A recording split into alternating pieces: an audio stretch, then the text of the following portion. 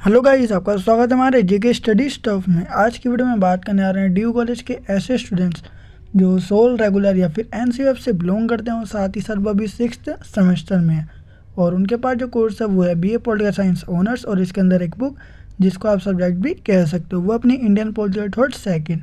तो इसकी जो लास्ट यूनिट है मतलब यूनिट 11th जो राम मनोहर लोहिया से संबंधित है, उसके बारे में हम जीवन परिचय जो उनका है उसके बारे में इस वीडियो में बात करेंगे और इस यूनिट को हम 2 से 3 पार्ट में ही कवर करके कंप्लीट कर देंगे। तो वीडियो को स्टार्टिंग से लेकर एंड तक जरूर देखना। तो चलते हैं अपनी वीडियो की ओर, शुरू करते हैं अपनी video. So without wasting time let's begin our video. So guys, जैसे कि आप सबको पता है कि यूनिट फर्स्ट से लेकर 10th तक की जो यूनिट है वो मैं कंप्लीट कर चुका हूँ। अगर आपने वीडियोस नहीं देखी है तो ऊपर आपको आई बटन दे रखा है, उस पर क्लिक करके वीडियो की प्लेलिस्ट को ओपन करके वीडियो को देख सकते हैं। तो इस वीडियो में हम बात करने आ रहे हैं राजा और राम मनोहर लोहिया, जो यूनिट 11th है राम मनोहर लोहिया के ऊपर है। तो इनके सबसे पहले जीवन परिचय के बारे में हम इस वीडियो में बात करने जा रहे हैं, जो इन्होंने जीवन में किया था, इनका जन्म कहाँ हुआ था और कब हुआ था और साथ ही साथ इनको शिक्षा इन्होंने कहाँ से ग्रहण की थी और योगदान इनका क्या है वो हम देखेंगे, और इनका निधन या फिर रचनाएँ जो है इनकी वो भी हम इस वीडियो में जानेंगे। तो देखते हैं इनके जन्म से रिलेटेड क्या क्या बातें बताई गई हैं। राम मनोहर लोहिया का जन्म 23 मार्च 1910 ईस्वी को अंबेडकर नगर जिले के अकबरपुर गांव में हुआ था। उनके पिता का नाम श्री हीरालाल था और वे पेशे से एक अध्यापक थे। उनके पिता एक सच्चे देशभक्त थे। उनकी माता का नाम चंदा देवी था और उनकी माता का देहांत लोहिया के 2.5 वर्ष की आयु में ही हो गया था। जब लोहिया 2.5 साल की उम्र में थे तो उनकी जो माता थी चंदा देवी, उनका निधन हो गया था, मतलब देहांत हो गया था। और इनके जो पिता थे वो थे हीरालाल जो अध्यापक थे, ठीक है, और साथ ही साथ एक सच्चे देशभक्त थे। तो ये इनके जीवन के बारे में। बाकी इनके जीवन का मतलब जन्म कब हुआ था, 23 मार्च 1910 में। कहाँ पर? अकबरपुर गांव में, जो कहाँ पर है, अम्बेडकर नगर में है, ठीक है। अब इसके बाद इनकी शिक्षा के बारे में अगर बात करें तो हम देखते हैं उन्होंने 4th क्लास तक टंडन पाठशाला में शिक्षा ली और उसके बाद वे विश्वेश्वर नाथ हाई स्कूल में दाखिला लेकर पढ़ने लगे। उन्होंने बम्बई के मारवाड़ी स्कूल में भी प्रवेश लिया, ठीक है, दाखिला करवाया था। लेकिन गांधी जी से प्रेरित होकर उन्होंने 10 वर्ष की आयु में अपनी पढ़ाई छोड़ दी, ठीक है। जो 10 साल की जब ये उम्र में है तो इन्होंने अपनी पढ़ाई छोड़ दी थी। फिर इनका देखते हैं समाज में क्या क्या योगदान रहा है। वे गांधी जी के समर्थक थे। जब इनको गांधी जी के बारे में मतलब जब ये गांधी जी के बारे में जानने लगे तो गांधी जी से बहुत ज़्यादा क्या हो गए थे, ये प्रेरित हो गए थे और इनके समर्थक बन गए थे। तथा 10 साल की अवस्था में उन्होंने एक सत्याग्रह यात्रा में भाग लिया।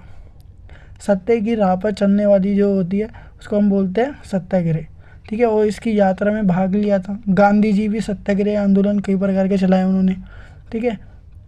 उन्होंने 1928 में साइमन आयोग के विरुद्ध में छात्र आंदोलन का नेतृत्व किया था। लोहिया मतलब राम मनोहर लोहिया जो थे वो एक कट्टर समाजवादी थे तथा 1934 में, ठीक है, कुछ सालों बाद उसमें हुई कांग्रेस समाजवादी पार्टी के गठन में उन्होंने महत्वपूर्ण योगदान दिया था। समाजवादी जो पार्टी बनी थी उसका जब गठन हुआ था तो उसमें भी बहुत ज़्यादा योगदान दिया था इन्होंने। फिर 2 साल बाद क्या हुआ, 1936 में भी अखिल भारतीय कांग्रेस समिति के सचिव नियुक्त हुए थे ये।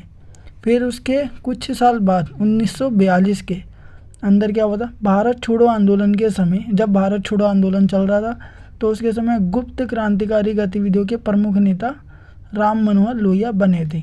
आज़ादी के बाद किसानों की समस्या को दूर करने के लिए उन्होंने हिंद किसान पंचायत का गठन किया, ठीक है। वे प्रजा सोशलिस्ट पार्टी के महासचिव थे। तो उन्होंने इस प्रकार के कार्य किए, इस प्रकार का योगदान दिया था, ठीक है। अब इनकी रचनाओं के बारे में बात करें तो इनकी बहुत सारी रचनाएं हैं, तो आप कुछ याद कर सकते हो, जैसे कि अंग्रेजी हटाओ, इतिहास चक्र, देश विदेश नीति, कुछ पहलू, धर्म पर एक दृष्टि, भारतीय शिल्प, भारत विभाजन के गुनहगार, ठीक है, और मार्क्सवाद और समाजवाद। तो आप इनकी जो ये पुस्तक है वो याद कर सकते हो, ठीक है। बाकी 2 से 3 ही पुस्तकें आपको एग्जाम में लिखनी है।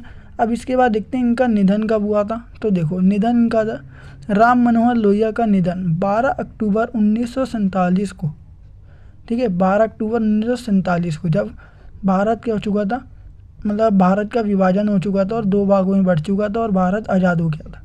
12 अक्टूबर के 1947 को इनका निधन हो गया था एक हॉस्पिटल में, ठीक है। और जो अपना भारत था वो आज़ाद हो चुका था, उसके कुछ महीने बाद ही इनका निधन हुआ था अक्टूबर में, ठीक है। तो राम मनोहर लोहिया का निधन 12 अक्टूबर 1947 को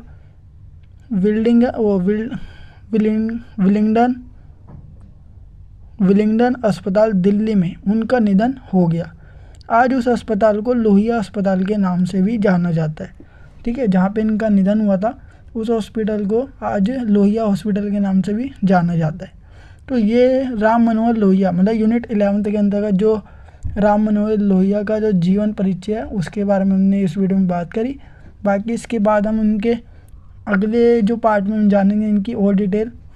तो गाइस ये थी अपनी आज की वीडियो। आई होप गाइस आपको वीडियो जरूर पसंद होगी। अगर आपको वीडियो पसंद नहीं है तो वीडियो को लाइक शेयर कमेंट करना बिल्कुल ना भूलिए। साथ ही साथ अगर आप हमारे चैनल पर नहीं हो तो चैनल को सब्सक्राइब एंड बेल नोटिफिकेशन पर क्लिक करके आप हमारे आने वाली हर वीडियो की नोटिफिकेशन पर प्राप्त कर सकते हैं। सो गाइस मिलते हैं अपने नेक्स्ट वीडियो के साथ। So thanks for watching this video.